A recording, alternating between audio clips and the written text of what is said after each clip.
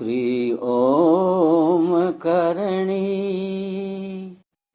श्री ओम करणी, श्री ओम करणी, श्री ओम करणी। नमस्कार। देखिए, महात्मा ईश्वरदास जी के प्रसंग में आपको उनकी स्तुति का एक अंश सुनाया था, जिसमें उन्होंने प्रभु को कहा है कि हे प्रभु, आप अपनी आनंद सत्ता को तो छिपाए हुए हैं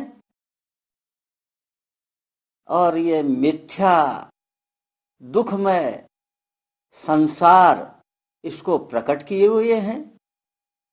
यह आपकी महान धूर्तता है। इस धूर्तता को हे धूर्तेश्वर अब त्याग दीजिए। संसार के हित के लिए प्रार्थना कर रहे हैं वो कि इस धूर्तता को त्याग दीजिए। तो आप देखिए, जब एक महान भक्त प्रभु को ऐसा उलाहना देता है तो उसमें कितना अपनापन होता है। बस ये अपनापन का जो भाव है यही मूल्यवान है। इसी प्रकार से आगे उनकी स्तुति तो काफी बड़ी है, उसके एक दो अंश आपको और सुनाता हूं। आगे कहते हैं वो,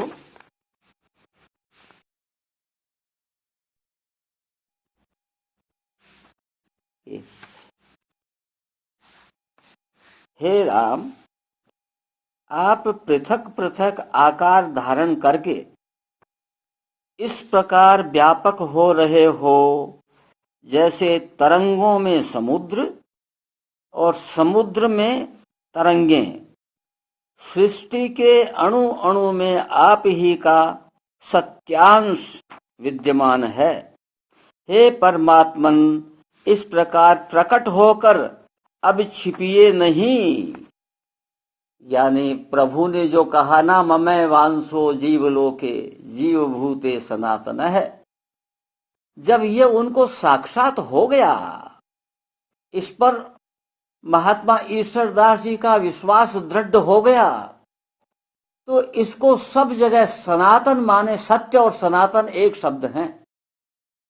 सत्य हमेशा सनातन होता है, सनातन हमेशा सत्य होता है। तो इसको सत्य अंश के रूप में वो देख रहे हैं। तो प्रभु ने कहा कि सारे प्राणी मेरे अंश हैं, तो महात्मा ईश्वरदास जी ने इसको सत्यांश के रूप में देख लिया कि हाँ प्रभु, ये चेतन तत्व का खेल सब जगह अब मैं देख रहा हूं। अब वो कहते हैं कि प्रभु, अब आप छिप मत जाना। छिपने का मतलब क्या है कि आप अपनी माया से फिर मेरे को भ्रमित मत कर देना। अनुगत हैं, छिपे हुए तो आप हैं ही, लेकिन अब मेरे मानस पटल से आप छिपे हुए नहीं हैं, आप प्रकट ही हैं। इसलिए अब अपनी माया फैला करके मेरे को फिर भ्रम में मत डाल देना। ये वो प्रार्थना कर रहे हैं। आगे फिर कह रहे हैं वो, हे जीवन आत्मस्वरूप, मैंने आपका प्रत्यक्ष अपना स्वरूप जान लिया है। नाम रूपात्मक अप्रत्यक्षता सदैव के लिए मिटा दीजिए।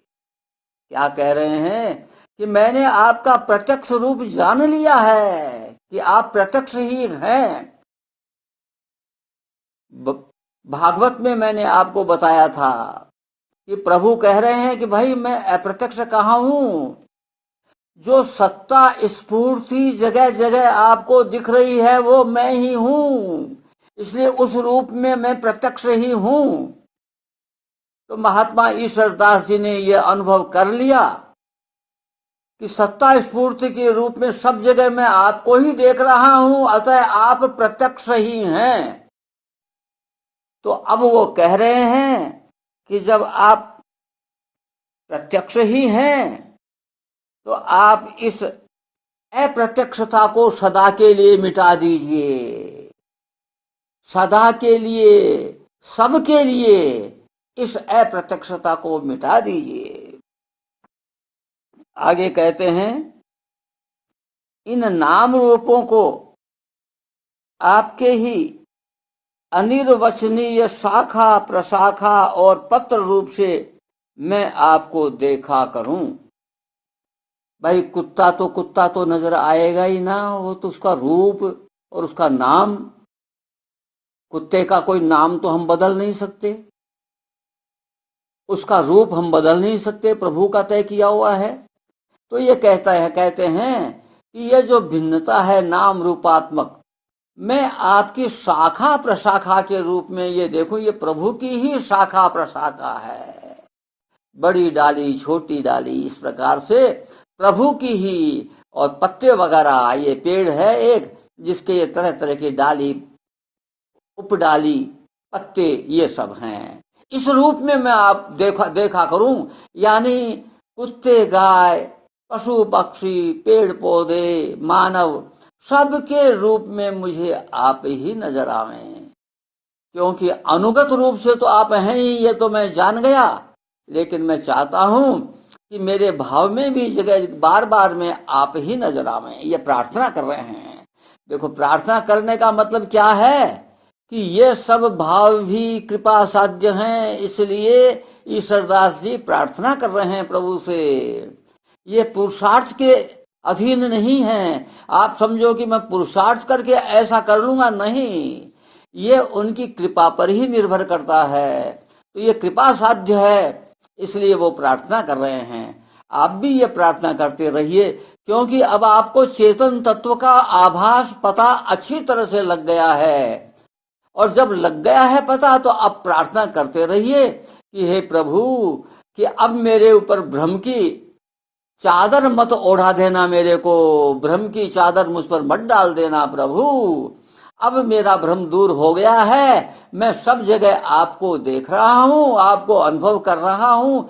आप हैं तो सही, पहले अज्ञान था, मेरे को पता नहीं था, अब पता चल गया। आपने खुद की कृपा से आपने कह दिया कि ममे मानसो जीव लोके जीव भूते सनातन है, इससे मेरे को पता लग गया। जब पता लग गया तो प्रभु अब मेरा यह अज्ञान जो आपने दूर किया है, वापस इसको अज्ञान को मुझे मत देना, इसको दूर ही रखना। आगे फिर कह रहे हैं,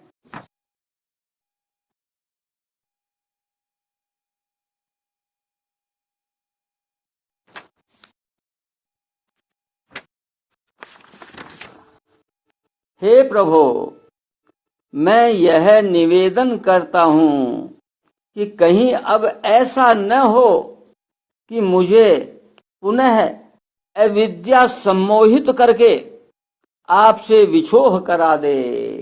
यानी मेरा अब आपसे मिलन हो गया, मिलन हमेशा रहता है, मिलन होना नहीं है, मिलन है, ये मेरे को पता लग गया। लेकिन यदि अज्ञान आ गया तो फिर मैं समझूंगा कि हमारा विछोह हो गया। तो ये बिछोह जो है, प्रभु हमसे दूर नजर आते हैं, प्रभु कहीं और नजर आते हैं, प्रभु हमको बैकुंठ में नजर आते हैं, प्रभु हमको सब जगह यहाँ पर अणु अणु में नजर नहीं आते हैं, यह हमारा अज्ञान है। तो प्रभु से प्रार्थना कर रहे हैं, प्रभु अब आप ऐसी कृपा करना कि दोबारा ये अज्ञान मेरे को परेशान न करे और मैं आपसे बिछुड़ न जाऊं। अर्जुन भी तो यही कह रहा है ना कि आपके प्रसाद से, आपके कृपा से ही ये संभव हो सका है प्रभु। मेरा संदेह भी आपकी कृपा से मिटा है और मेरा मोह भी आपकी कृपा से मिटा है। तो ये मोह है जो फैला हुआ है, हमको कुत्ता कुत्ता नजर आता है, गाय गाय नजर आती है, पेड़ पौधे नजर आते हैं। ये प्रभु ने अपना मोह फैला रखा है।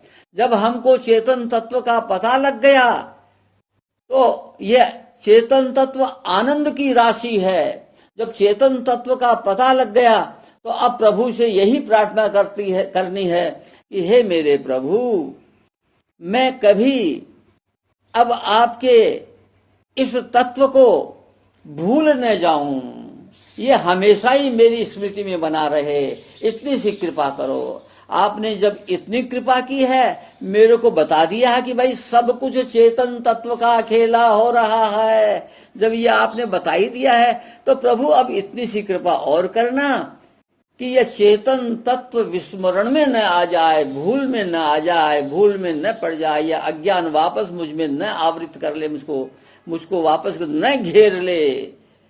जितना सा ज्ञान आपने मुझे दिया है, यह ज्ञान बना रहे प्रभु, ये विनती करते रहिए। आज बस इतना ही। नमस्कार।